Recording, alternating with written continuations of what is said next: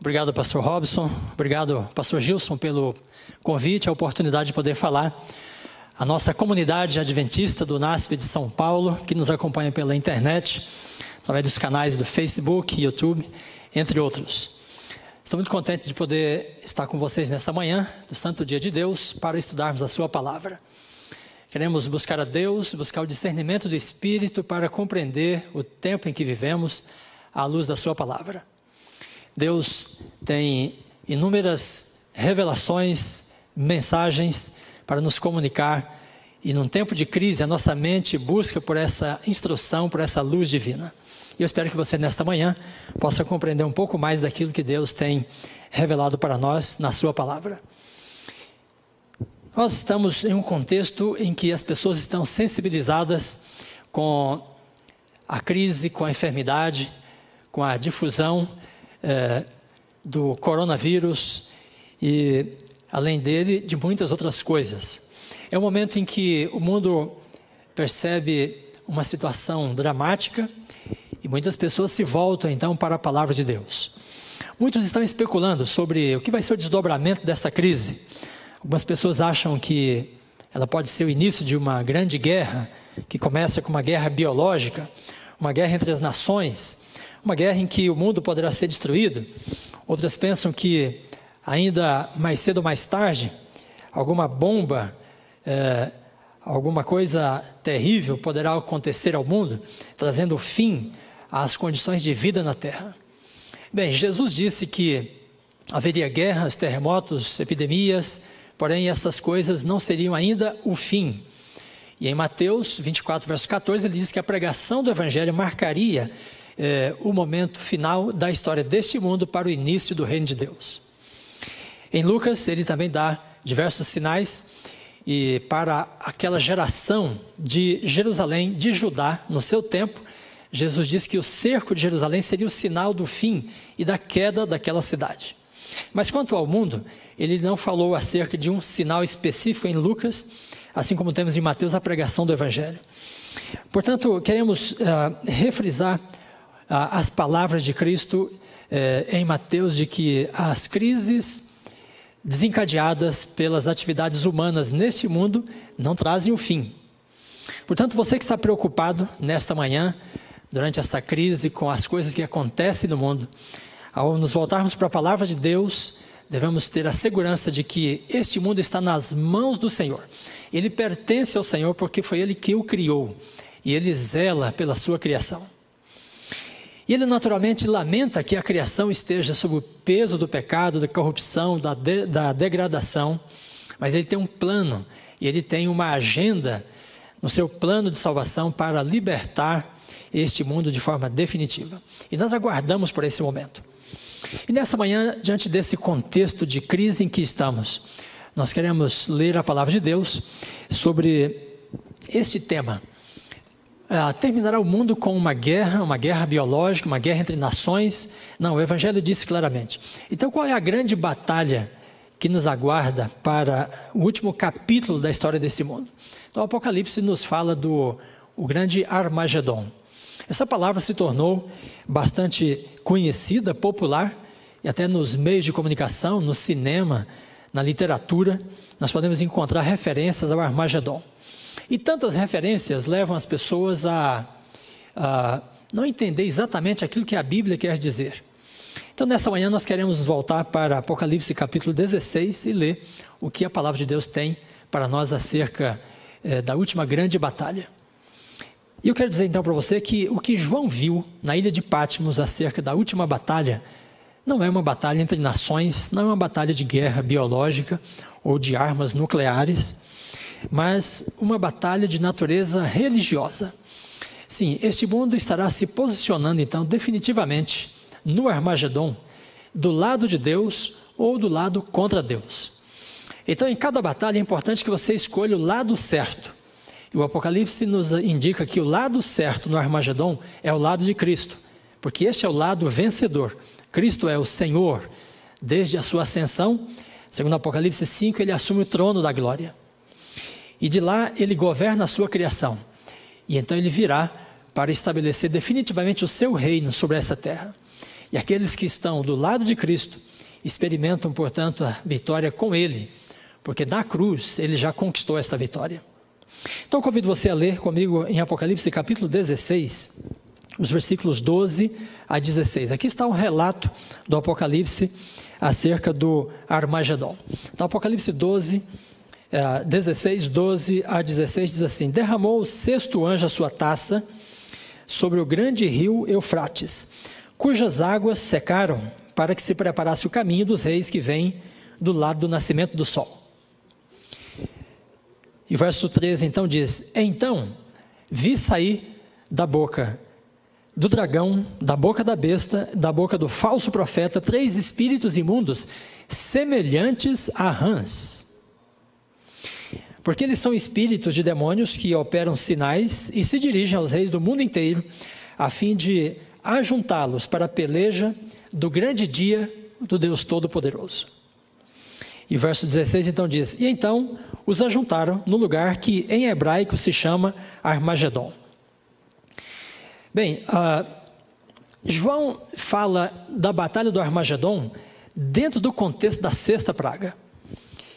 Porém, a sexta praga ocorre após, evidentemente, as 5 primeiras, que tomam lugar após o fechamento da porta da graça. Ou seja, termina o tempo de salvação, de oportunidade, e então as pessoas precisam tomar a sua posição antes disto.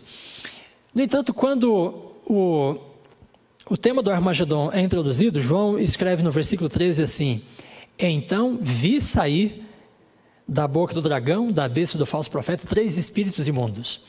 O que são esses 3 espíritos imundos? Vamos nos concentrar neste ponto, para nós entendermos do que se trata de fato a batalha do Armagedon. Então eu peço que você coloque a imagem aí, onde está os 3 espíritos imundos, no texto que lemos em Apocalipse 16, verso 13. Então você pode avançar para a imagem discipulado e Armagedon, os 3 espíritos. Muito bem, João diz que os espíritos são semelhantes a rãs. E isso é uma expressão um pouco intrigante, porque se você conhece uma rã, sabe muito bem que ela não deve ter nada a ver com um espírito. E se você já tivesse visto um espírito também, dificilmente ia dizer que ele parece uma rã.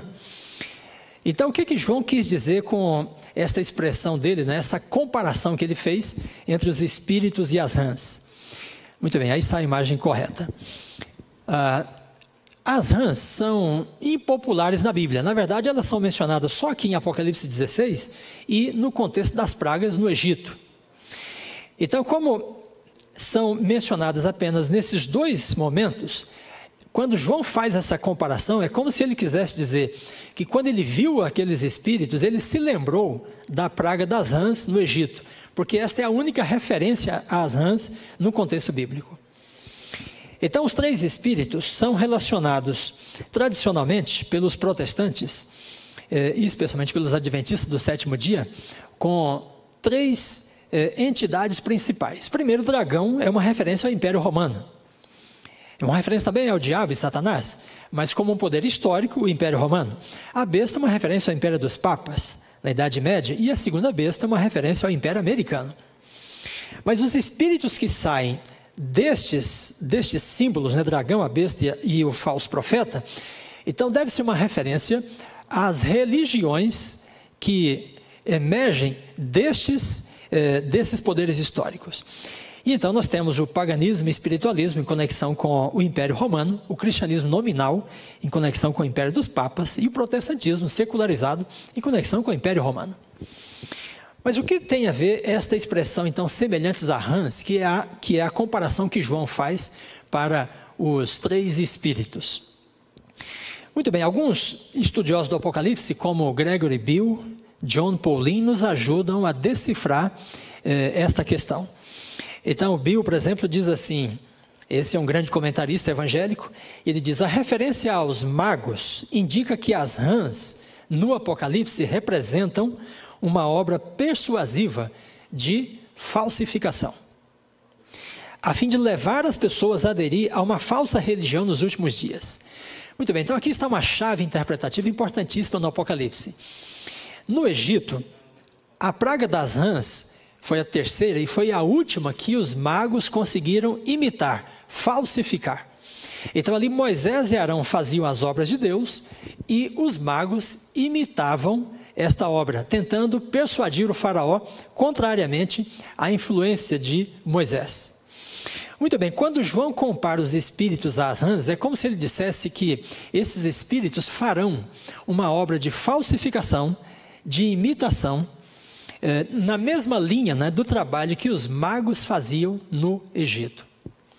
Depois John Paulin vem e faz o seguinte comentário, ele diz, os 3 demônios em Apocalipse 16 devem nos fazer lembrar dos 3 anjos em Apocalipse 14. Porque veja, se há uma obra de imitação e falsificação, é porque existe uma obra verdadeira que está sendo feita. Então, no Apocalipse, os símbolos e os eventos, né, são dados em pares opostos. Isso é uma estrutura comum no Apocalipse. Então, nós temos o cordeiro, temos o dragão. Tem o trono de Deus, tem o trono do dragão. Tem a mulher pura em Apocalipse 12, tem a mulher perversa em Apocalipse 17. Tem o selo de Deus, tem a marca da besta. E assim por diante. Então, se nós temos 3 anjos puros, né, em Apocalipse 14, 3 anjos celestiais, depois nós temos então os 3 demônios em Apocalipse 16. Então, o Paulin diz, o que é um demônio? Bem, os demônios, no contexto bíblico, são anjos caídos. Então, nós temos um trio de anjos celestiais em Apocalipse 14 e em Apocalipse 16 temos um trio de anjos caídos, um trio de demônios. Então, esses 2 trios devem ser entendidos de forma conjunta. E esta é uma chave interpretativa importante no entendimento do Armagedon no contexto bíblico. Então, os 3 demônios devem estar fazendo, portanto, uma obra de falsificação, de imitação, à obra dos 3 anjos em Apocalipse 14. Muito bem, então nós podemos fazer a seguinte comparação. Em Apocalipse 14 temos 3 anjos, eles representam um grande movimento protestante, cristão, de restauração da verdade na terra. Portanto, eles representam o evangelho eterno, juízo, lei de Deus, sábado e criação. Por que sábado e criação? Porque o primeiro anjo apela para as pessoas adorarem aquele que fez o céu, o mar e a terra. Ora, esta é uma linguagem do mandamento. Em Êxodo 20, versículo 8 a 11, nós lemos acerca do mandamento do sábado. E o motivo para a guarda do sábado, que é dado no mandamento, é exatamente porque Deus criou em 6 dias o céu, o mar e a terra. Bem, por contraste, então os 3 demônios devem representar o oposto disso, ou a falsificação disto. Se o evangelho eterno começou a ser proclamado com a restauração da lei de Deus no contexto do meio do século XIX, então os 3 demônios devem representar também uma obra de falsificação e de oposição a este trabalho de Deus que começa no meio do século XIX. Então eles devem representar um falso evangelho, espiritualismo, leis humanas, domingo em contraste com sábado e evolucionismo em contraste com a criação. Muito bem, quando nos voltamos para o contexto do século XIX, então em 1844, começa um grande movimento de proclamação da palavra de Deus nos Estados Unidos. E esse movimento se espalha pelo mundo. E nós entendemos que este movimento é representado pelos 3 anjos, porque esse movimento traz o anúncio do juízo investigativo, que é a última fase do ministério de Cristo no santuário celestial. Este movimento faz uma restauração do sábado bíblico em homenagem à criação, ou seja, as pessoas são chamadas a adorar o Deus verdadeiro através da guarda do dia que ele reservou na sua lei, o santo sábado. Justificação pela fé, grande conflito. Então essas são algumas das questões abordadas no contexto histórico como cumprimento da visão dos 3 anjos em Apocalipse 14. Mas nesse mesmo contexto, no século XIX, começa um outro grande movimento que nós podemos relacionar, sem dúvida, com os 3 demônios. Porque, veja, há o início nos Estados Unidos, numa cultura protestante, daquilo que foi conhecido como a consulta dos mortos. Esta era uma prática proibida, proscrita na cultura americana, e os protestantes a abominavam. Nas primeiras colônias havia pena de morte para quem consultasse os mortos. É uma proibição bíblica. Mas isso começa então em 1848 e cresce, para se tornar um fator distintivo da cultura norte-americana. Isso está presente no cinema, na literatura, na cultura de modo geral e também nas religiões. Em 1859, há o lançamento do livro A Origem das Espécies, de Charles Darwin. Consta que o livro é lançado em 1859, mas as suas teses estavam prontas no final da década de 1840. Então, no mesmo contexto em que o sábado bíblico é destacado como sinal da criação, começa a divulgação desta ideologia segundo a qual não existe um criador e nem uma criação, mas uma natureza que evoluiu de pequenas formas de vida para formas mais complexas. E daí outros movimentos que podem ser listados como parte daquilo que nós devemos considerar como sendo a contrafação, a falsificação da obra de Deus. Então aqui temos esta oposição, este quadro que o Apocalipse nos apresenta do Armagedon, uma luta espiritual, e ela é representada nas visões do Apocalipse através da imagem de 3 anjos celestiais, que restauram a verdade de Deus na terra, e do outro lado 3 demônios, ou 3 anjos caídos, que fazem uma obra de oposição, contrafação à obra de Deus. Muito bem, se você está então preocupado, se você está angustiado pensando no que vai dar esta crise, então eu quero dizer para você, com base na palavra de Deus, que nenhuma crise desencadeada pela ação humana vai trazer o fim ao planeta Terra ou à vida na Terra. Estas crises poderão mudar o comportamento das pessoas, porém o fim virá quando Deus determinar. E na verdade o mundo se prepara para este fim porque 2 grandes coalizões vêm se formando desde o meio do século XIX, uma com o Evangelho eterno e a outra com a sua falsificação. E este conflito caminha então para o seu desfecho com o momento da volta de Cristo e o estabelecimento do seu reino. Então, amigo, você que nos acompanha pela internet, pelo Facebook, pelo YouTube, então nesta manhã queremos afirmar para você que o mundo de fato vive um momento de crise, mas a crise do coronavírus pode ser apenas uma crise para desviar a atenção das pessoas daquilo que é a crise de fato. Porque a crise de fato, que define o destino das pessoas, não tem que ver com vírus, com bombas e com os interesses políticos das nações, mas com interesses religiosos, espirituais. E esta grande crise está revelada no livro do Apocalipse. Muito bem, então este é um primeiro quadro que nós temos no Apocalipse acerca da última grande batalha. Mas há um segundo, eu gostaria de mencioná-lo mais brevemente para você, que tem que ver com as trombetas. Apocalipse capítulo 8 e 9, nós temos então um relato das trombetas. O que são as trombetas? Há muitas interpretações, você pode encontrar talvez pelo menos umas 6 ou 8 principais. Porém, as interpretações mais garantidas, mais seguras, são aquelas que entendem que as trombetas vão desde o tempo de Cristo, com a queda de Jerusalém, até a sua segunda vinda. Então, as trombetas são um conjunto de juízos que Deus impõe sobre as nações durante a história, especialmente as nações ou os povos que combatem contra o seu povo. Muito bem, nesta perspectiva, então, nós entendemos que a 5ª e a 6ª trombeta deve se referir ao contexto dos séculos 19, 20 e 21, ou até o momento da segunda vinda de Cristo. Na 5ª trombeta, a imagem que nos é dada é de que um anjo caído do céu recebe a chave do poço do abismo. Essa é uma imagem bastante curiosa, porque a chave do poço do abismo é dada e o anjo abre esse poço. E então João diz que sai uma fumaça do abismo, e essa fumaça escurece boa parte do céu. E da fumaça saem então gafanhotos. E ele diz que os gafanhotos têm uma picada como de escorpiões. E eles atacam as pessoas com as suas caudas, mas somente aquelas que não têm o selo de Deus. Olha, essa é uma informação importante aqui na 5ª trombeta, porque o selo de Deus tem a ver com a restauração do sábado, da mensagem da criação, E, portanto, a quinta trombeta deve estar tratando de um momento em que algumas pessoas já têm o selo de Deus. Agora, o que é essa imagem de um abismo que é aberto?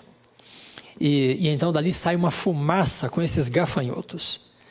Muito bem, eu vou explorar 2 pontos da visão apenas. Primeiro, o abismo, no contexto bíblico, não é um local geográfico, mas uma metáfora de confinamento. Então, em Apocalipse 11, diz que uma besta sai do abismo e ela peleja contra as 2 testemunhas, que são a palavra de Deus. Em Apocalipse 17, diz que a besta escarlate também sai do abismo. Então, o abismo é um lugar de onde saem poderes que estão restringidos, que estão confinados, e lhes são permitidos, então, alguns momentos de atuação. O abismo também aparece no Apocalipse, no capítulo 20, quando Satanás é preso após a segunda vinda de Cristo. No contexto da segunda vinda, ele é preso por 1000 anos no abismo. Então não é que ele é fechado em um compartimento, em um local geográfico, mas que ele é confinado num contexto em que não pode mais agir. Então, se esta imagem da quinta trombeta diz que o abismo é aberto e saem gafanhotos, então esses gafanhotos devem ser uma referência a poderes espirituais que estão restritos, estão contidos, mas no contexto da quinta trombeta, Deus vai liberá-los para eles fazerem aquilo que desejam.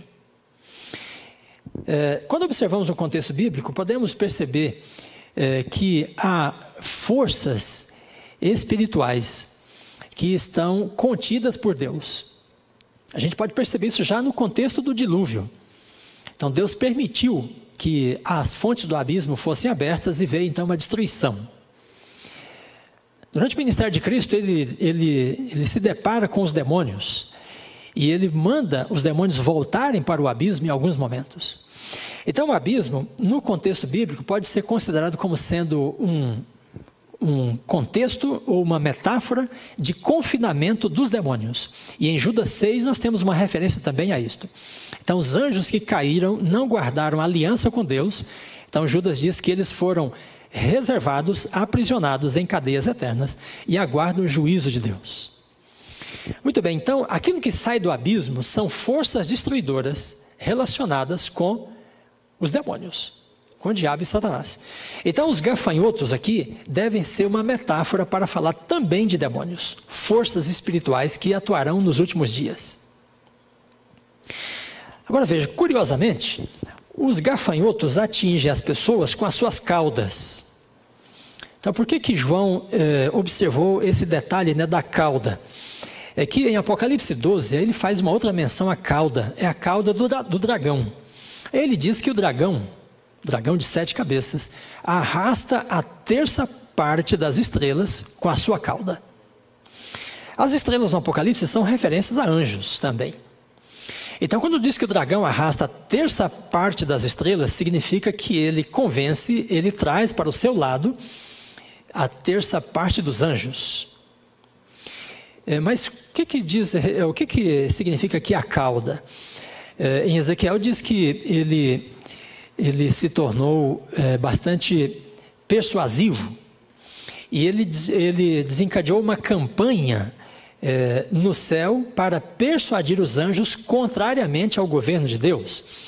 Então quando João fala no Apocalipse, ou faz essa referência à cauda do dragão, ele está falando de um poder de persuasão, um poder de convencimento, através de um discurso, de uma campanha, em favor de determinada causa.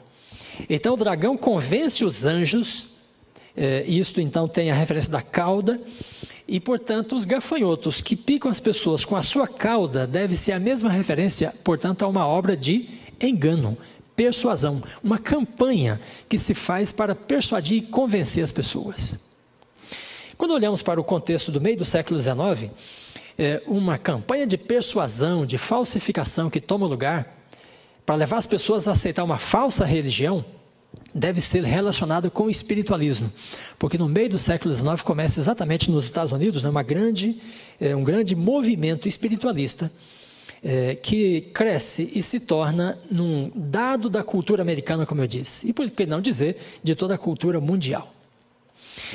Muito bem, depois nós temos a sexta trombeta, e na sexta trombeta há também esse detalhe, né, de forças que são liberadas. Então, Apocalipse capítulo 9, verso 13 a 21, diz que é dada uma ordem aos anjos que estão atados junto ao rio Eufrates, e eles devem ser soltos.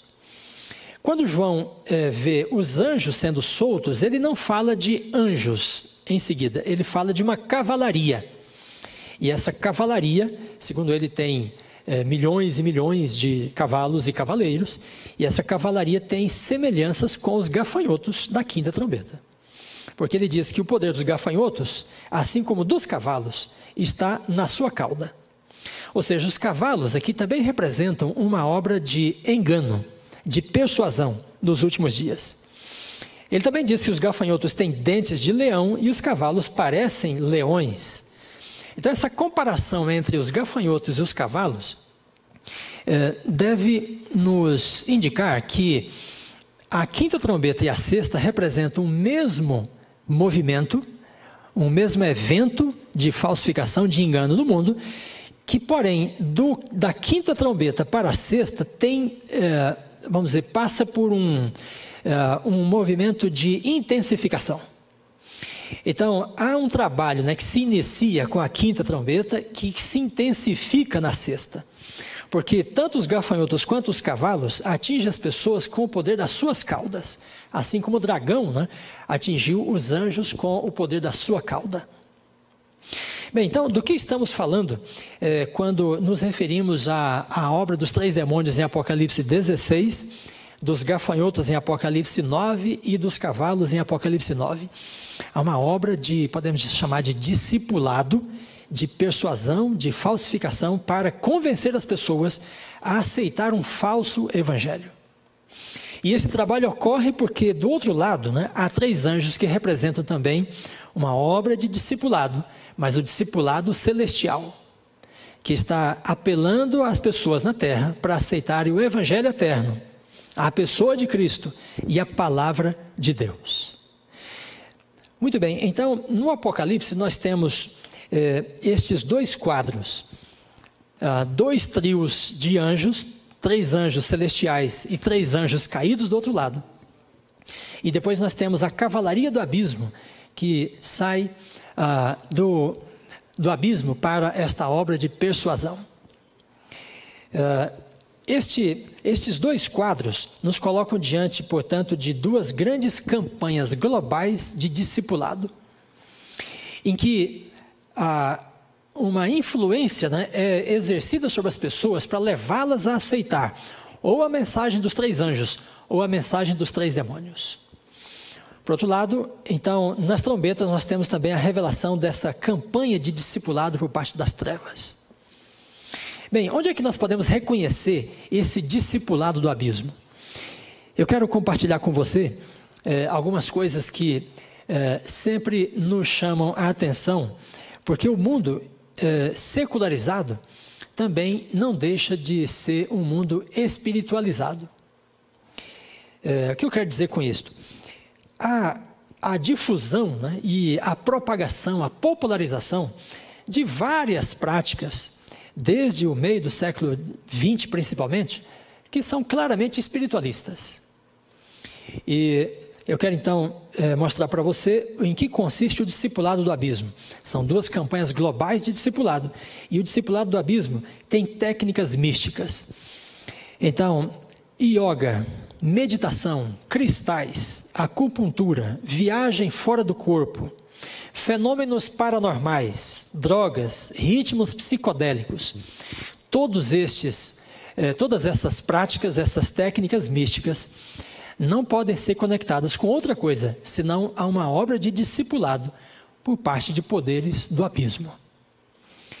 O espiritualismo está difundido, portanto, nas igrejas cristãs, no culto, na liturgia gospel, em sinais e maravilhas, e para muitos pesquisadores, o pentecostalismo e o carismatismo abre uma porta para que o espiritualismo entre dentro das igrejas cristãs. Então, se o Apocalipse está falando para nós de um movimento, né, espiritualista, representado nos 3 demônios e na cavalaria, e no grupo dos gafanhotos, né, nas trombetas, este movimento pode ser uma representação daquilo que nós vemos no mundo de hoje como atuação do espiritualismo. O espiritualismo está, portanto, nos meios de comunicação, está na imprensa, está na internet. O espiritualismo está nas universidades. E você pode ir, por exemplo, a Harvard e vai encontrar inúmeras pesquisas feitas na linha de Daniel Goleman e da inteligência emocional. Daniel Goleman, um praticante da meditação budista, ele tem um livro chamado A Mente Meditativa, e através destas pesquisas se deu ao espiritualismo, né, nos Estados Unidos, uma roupagem científica. Portanto, o espiritualismo está nas universidades e está também dentro das igrejas, porque as pessoas estão sendo levadas a experiências místicas, né, dentro dos cultos cristãos. Então, esta é uma grande campanha de propagação do espiritualismo no mundo moderno. Ellen White, essa grande escritora, que os adventistas reconhecem como uma profetisa, fala sobre a difusão do espiritualismo nos últimos dias. Então, no livro Grande Conflito, páginas 561, 562, ela diz: Satanás tem há muito estado a preparar-se para um esforço final, a fim de enganar o mundo. Pouco a pouco, ele tem preparado o caminho para a sua obra mestra do engano.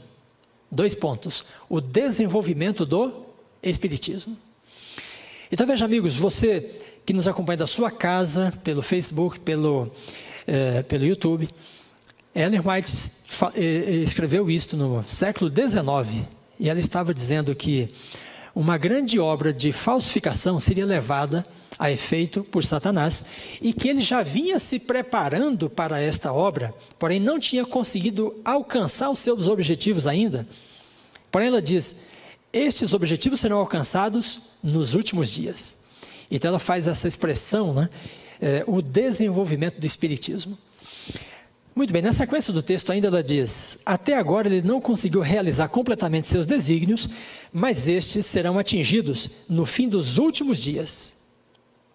Então veja o último trecho da citação: com exceção daqueles que são guardados pelo poder de Deus, pela fé em sua palavra, o mundo todo será envolvido por este engano.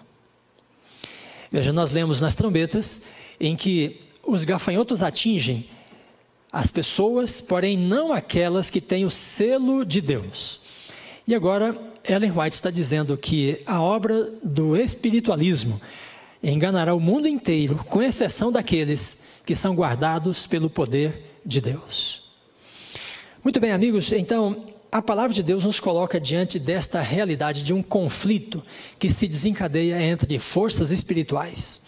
E eu quero repetir para você: Covid-19, as crises desse mundo desencadeadas pelas condições naturais doentias do planeta Terra, do desequilíbrio do ecossistema, as guerras das nações, são apenas cortinas de fumaça para desviar a atenção das pessoas daquilo que é de fato essencial.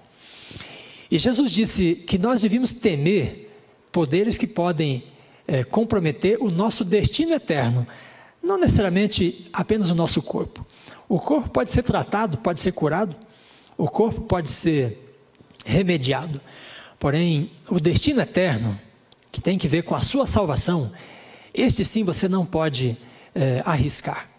Portanto, mais do que uma crise por causa de um vírus, o mundo está numa crise por causa de forças espirituais em conflito, no grande Armagedon, em que a verdade de Deus está sendo restaurada por um lado e há uma obra de falsificação do outro lado. E em que consiste o discipulado do povo de Deus? O discipulado do povo de Deus, que começa com as 3 mensagens angélicas, com a restauração do sábado, estilo de vida saudável, a compreensão do grande conflito, esse discipulado tem diversas iniciativas. Nós podemos falar de duplas missionárias, o movimento dos Calebes, muito forte no Brasil, no Nordeste, em todo o país, o Impacto Esperança, pequenos grupos que se reúnem nas casas, pessoas que se juntam para orar, cantar e louvar a Deus, estudar a sua palavra, testemunho, evangelismo. Então o mundo tem sido impactado através do uso de livros, revistas, pelo rádio, pela televisão, pela internet, pelas redes sociais, nessa grande campanha de levar as pessoas a reconhecer a verdade do Evangelho eterno. Então, amigo, você que nos acompanha nesta manhã, sinta-se, portanto, também parte desse conflito, porque todos estamos envolvidos. Mas você precisa assumir o lado certo nesta batalha.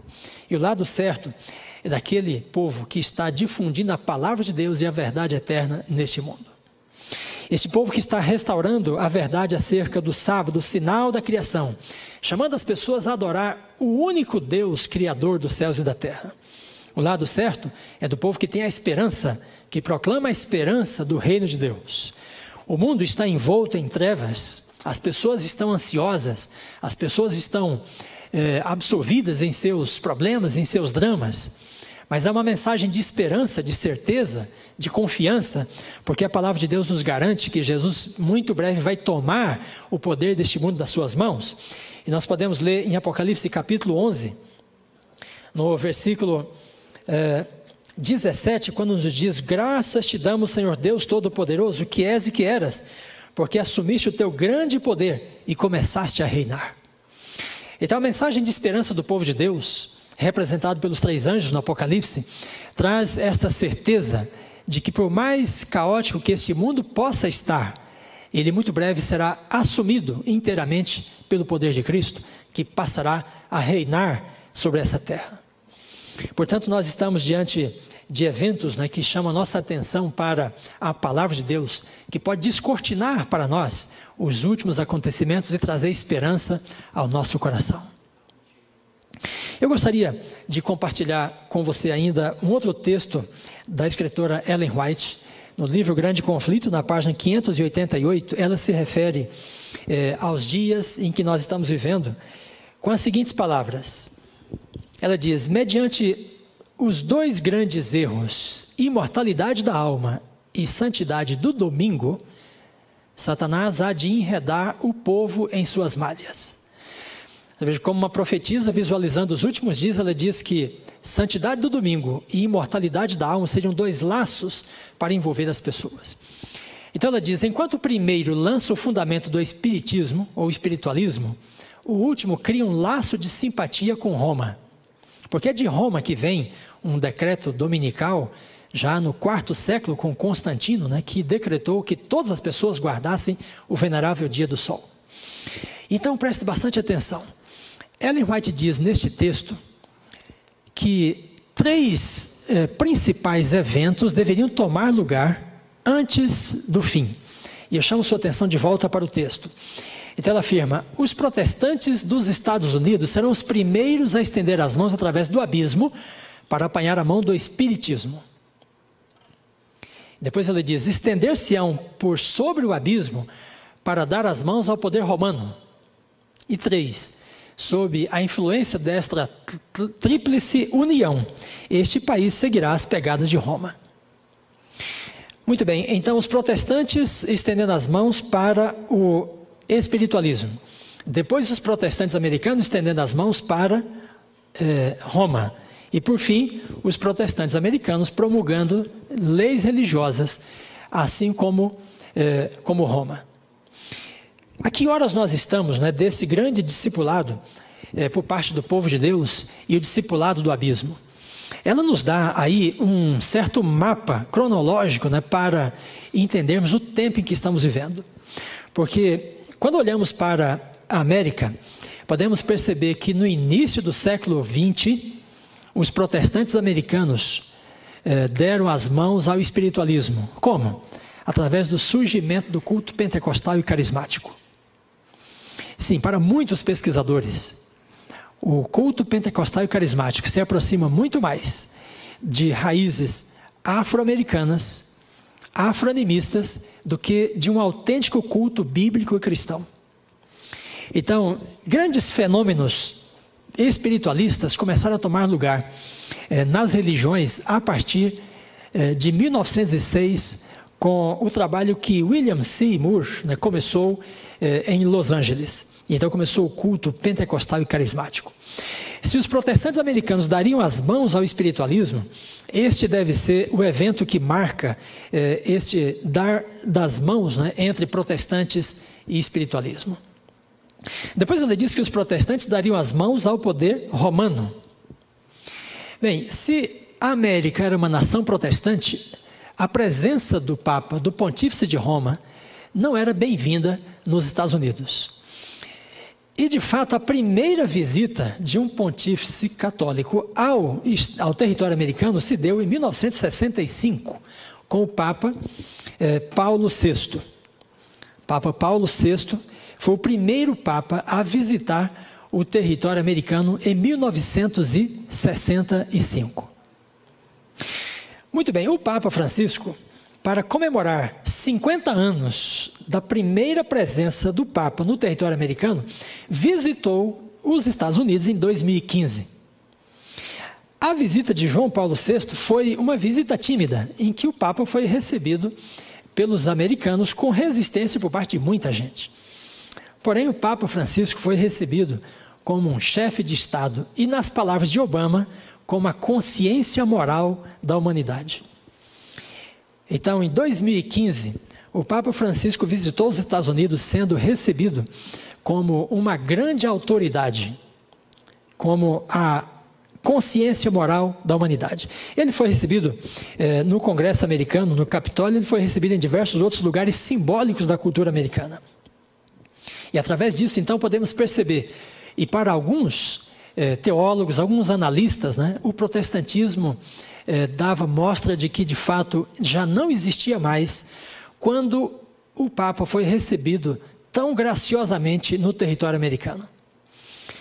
Veja, eu quero então lembrar você que mais de 130 anos antes disto, Ellen White tinha escrito no Grande Conflito que os protestantes americanos dariam as mãos ao poder romano.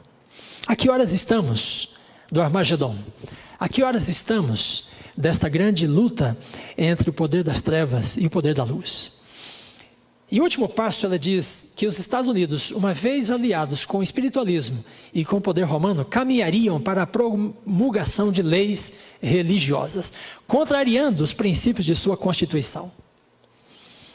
Temos sinais de possibilidade de leis religiosas à frente. Eu quero lembrar então você da carta Dies Domini, esta encíclica papal, em que o Papa João Paulo II lançou os fundamentos para uma lei dominical em nível global. Então, o que ele chama de o Dia do Senhor, nesta encíclica, é o dia santificado para Deus, e ele embasa toda a sua argumentação na teologia do sábado bíblico. Porém, com esse detalhe da transferência, né, em que o sábado bíblico é transferido do 7º dia para o 1º dia da semana. E nesta encíclica, João Paulo II defende que o Estado, o poder civil, tem o dever de garantir aos seus cidadãos o direito da guarda do dia do Senhor. Então, com estas palavras, ele estava abrindo espaço para uma aproximação entre igreja e Estado, em que o Estado passa a promulgar leis religiosas para atender aos interesses da igreja. Mas que igreja está por trás desse interesse? As igrejas protestantes norte-americanas se espalharam pelo mundo, juntamente com o catolicismo romano, que tem uma lei religiosa em que guardar domingos e festas é um dos mandamentos. Muito bem, e voltando ao grande conflito, voltando a Ellen White, no livro Testemunhos Seletos, no volume 3, na página 142 e 143, ela nos faz a seguinte advertência.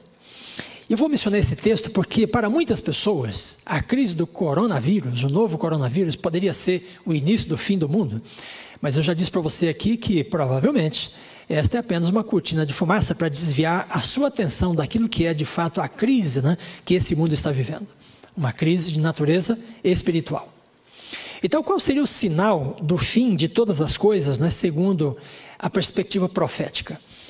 Então, leio em Testemunhos Seletos, volume 3, página 142, em que ela diz assim: a substituição da lei de Deus pela lei dos homens, a exaltação por autoridade meramente humana do domingo, posto em lugar do sábado bíblico, veja, é o último ato do drama.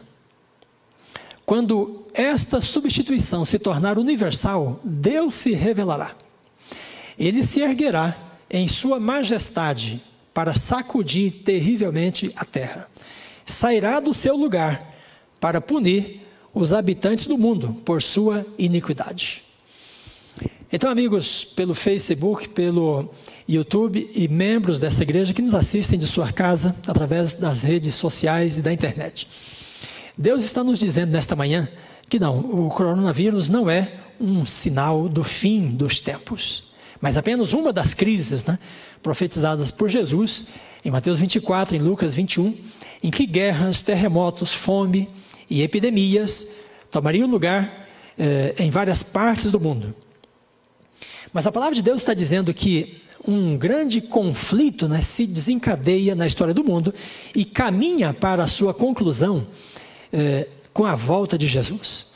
E antes deste grande evento, do segundo retorno de Cristo, a terra então passa por uma grande guerra, mas não entre nações, mas uma guerra entre o bem e o mal, entre Cristo e o dragão, entre aqueles que seguem a Cristo e aqueles que seguem o dragão, aqueles que têm o selo de Deus e aqueles que têm a marca da besta, ou a marca do dragão.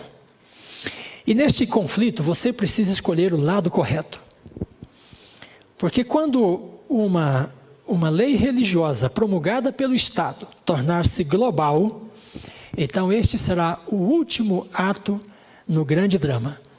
E então Jesus estará preparando-se para retornar em poder e grande glória.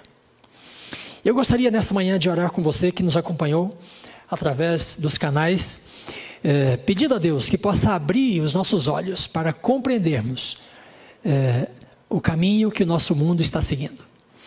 Para abrir os nossos olhos para que nós consigamos tomar o lado certo neste conflito. E que nós temos o discernimento do Espírito para compreender a palavra de Deus e nesses últimos dias tomarmos o lado de Cristo, que é o lado vencedor. E eu gostaria então, antes desta oração, de ler o texto que está em Apocalipse capítulo 15, versículo 2. E aqui nós temos então um quadro magnífico em que João vê os vencedores do Armagedon. Então ele diz assim, Apocalipse 15, verso 2: vi como que um mar de vidro mesclado com fogo, e os vencedores da besta, da sua imagem e do número do seu nome, se achavam em pé no mar de vidro, tendo harpas de Deus.